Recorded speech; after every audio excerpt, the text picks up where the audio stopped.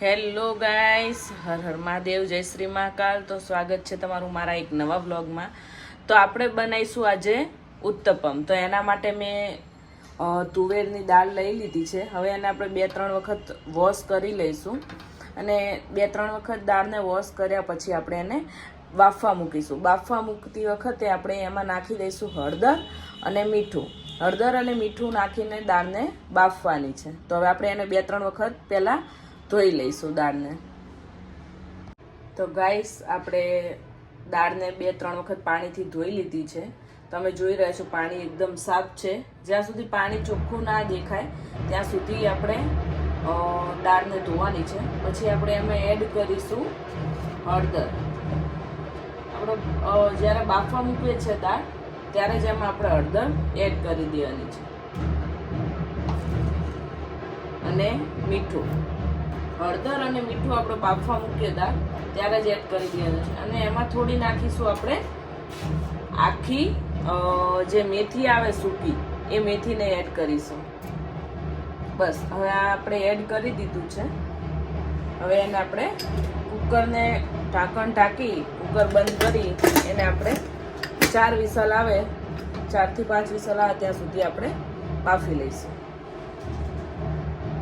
તો જ્યાં સુધી હવે આપણી દાળ બફાય છે ત્યાં સુધી આપણે જે ઉત્તપમનું સોજીના ઉત્તપમ બનાવવાના છે આપણે. તો સોજીને આપણે છાશથી પલાળી લઈશું. છાશથી આપણે પલાળી લઈશું. તો હવે આપણે એમાં છાશ એડ કરીશું અને મિક્સ કરી લઈશું. છાશ એડ કરી અને આપણે મિક્સ કરી લઈશું.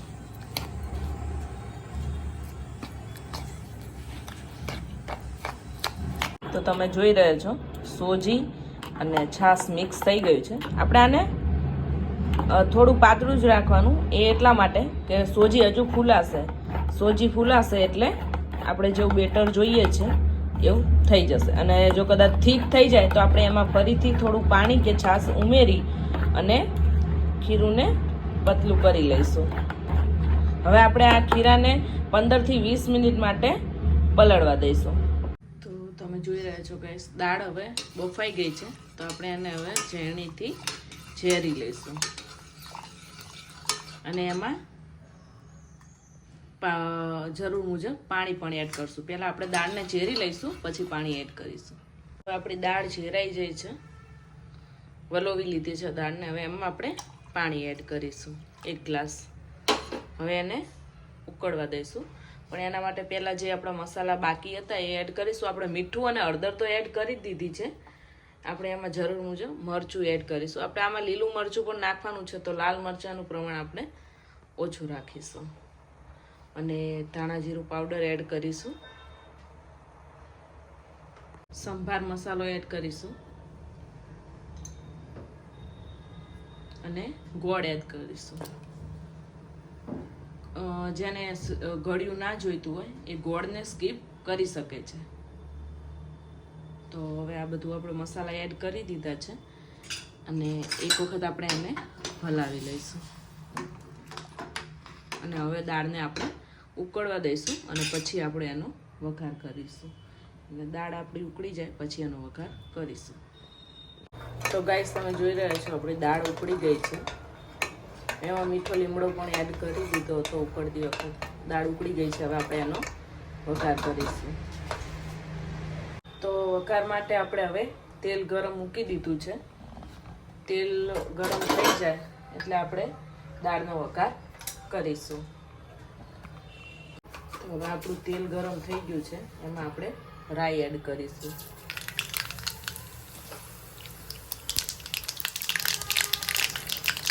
અને જીરું એડ કરીશું. સાથે જ એમાં આપણે હિંગ અને મેથીનો જે પાવડર મેં બનાવેલો છે એ એડ કરીશું. 2 લાલ મરચાં એડ કરીશું. તમાલપત્ર એડ કરીશું. મીઠો લીમડો એડ કરીશું. અને લસણ, મરચાં અને આદુની પેસ્ટ એડ કરીશું. સાથે જ આપણે ડુંગળી એડ કરીશું.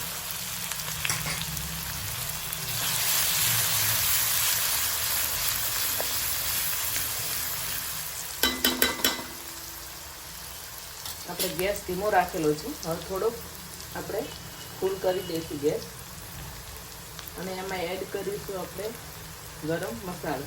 થોડોક જ ગરમ મસાલો એડ કરવાનો છે કારણ કે આપણે સંભાર મસાલો ઓલરેડી આપણે દાળમાં એડ કરી દીધો છે. અને થોડી હિંગ હળદર એડ કરીશું.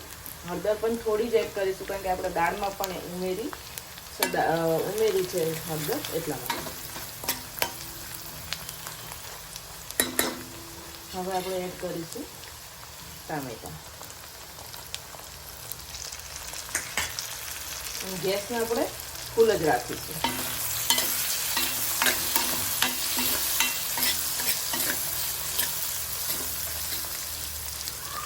હવે ખાલી ડુંગળી અને ટામેટાના ભાગમાં આપણે મીઠું એડ કરીશું કારણ કે દાળના ભાગમાં મીઠું જે છે આપણે દાળમાં એડ કરી દીધું છે.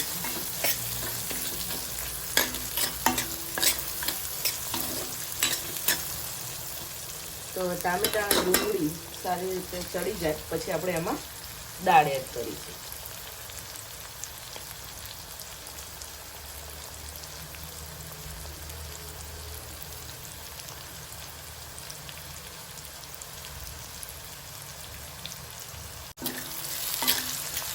તો આપણા ડુંગળી અને ટામેટા ચડી ગયા છે. હવે આપણે એમાં એડ કરીશું દાળ. જે આપણે બાફીને મસાલો કરીને દાળ રાખી છે એ એડ કરીશું.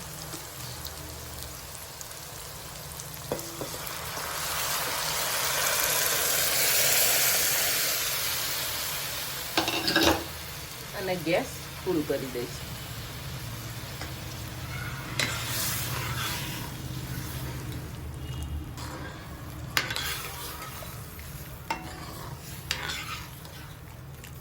હવે દાળને આપણે થોડી વાર માટે ઉકળવા દઈશું. તો હવે દાળ આપણી ઉકળી ગઈ છે તો એમાં એડ કરીશું આપણે અડધા લીંબુનો રસ. અડધા લીંબુનો રસ એડ કર્યા પછી આપણે એમાં એડ કરીશું કોથમીર અને મિક્સ કરી લઈશું.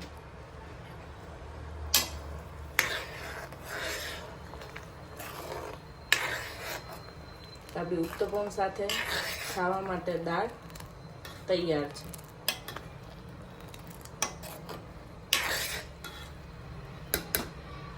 હવે આપણે ઉત્તપમનું ખીરું તૈયાર કરીશું.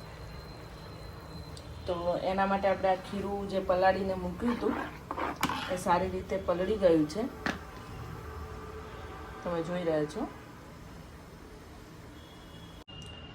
તો આજે આપણે સોજી પલાળીને મૂકી હતી એમાં આપણે ટામેટા, કેપ્સિકમ, ઝીણી સમારેલી ડુંગળી, પછી કોથમીર, લીલા મરચાં, લસણ અને આદુની પેસ્ટ, કેપ્સિકમ અને મકાઈ જે આવે કાચી એના દાણા નીકાળી અને અધકચરા ક્રશ કરીને આપણે આમાં એડ કરી દીધા છે. અને મસાલામાં આપણે નાખ્યું છે મીઠું, ગરમ મસાલો અને હિંગ. આ 3 જ મસાલા આપણે આમાં એડ કર્યા છે.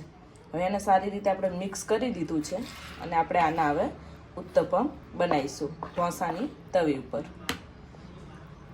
તો ગાઈસ હવે આપણે ઢોસાનો તવો ગરમ થઈ ગયો છે. ફૂલ ગેસ રાખીશું અને એમાં બેટર એડ કરી ઉત્તપમ બનાવીશું.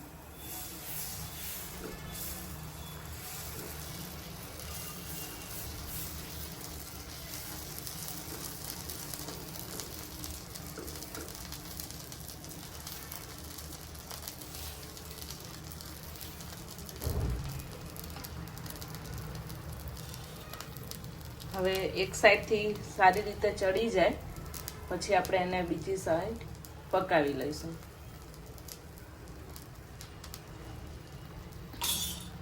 હવે આપણે એમાં તેલ એડ કરીશું.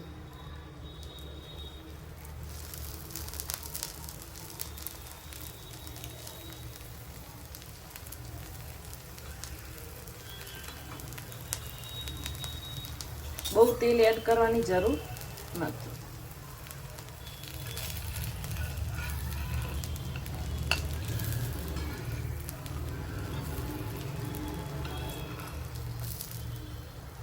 પહેલા બધી સાઈડથી આપણે તાવીથો ફેરવી દઈશું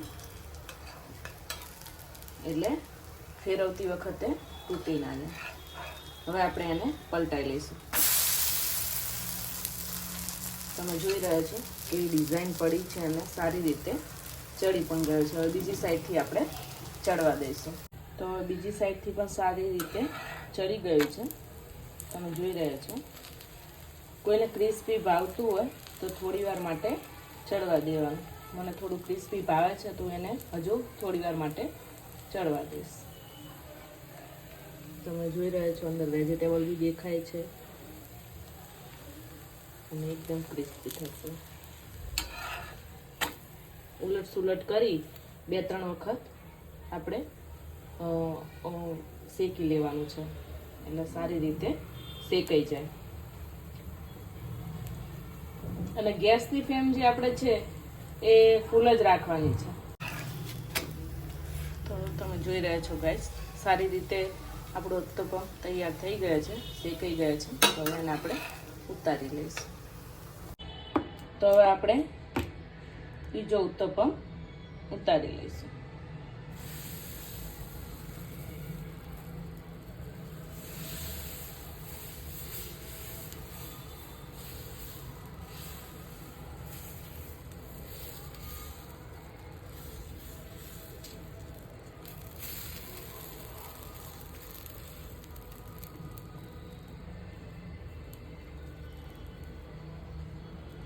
હવે તેલ એડ કરીશું.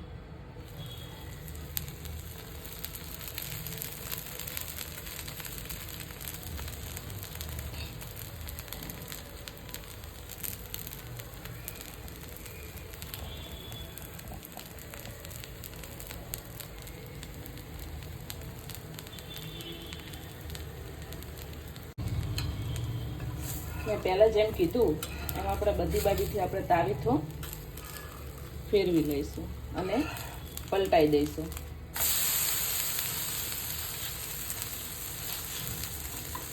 અને બીજી સાઈડ ચડવા દઈશું. તો તમે જોઈ રહ્યા છો આપણે બીજો પણ ઉત્તપમ તૈયાર થઈ ગયો છે. તો હવે આપણા ઉત્તપમ તૈયાર થઈ ગયા. તો હવે આપણા ઉત્તપમ ખાવા માટે તૈયાર છે. ઉત્તપમ છે, સંભાર છે અને ગ્રીન ચટણી છે. આની સાથે નાળિયેરની ચટણી હોય છે પણ મને નારિયેળની ચટણી નથી ભાવતી એટલે મેં ગ્રીન ચટણી બનાવી છે. ચલો જમવા માટે આવી જાઓ. હવે ફરીથી મળીશું આપણે બીજી એક નવી રસોઈ સાથે. તમે પણ આ ઘરે બનાવીને ટ્રાય કરજો એક વખત કે કેવું બને છે.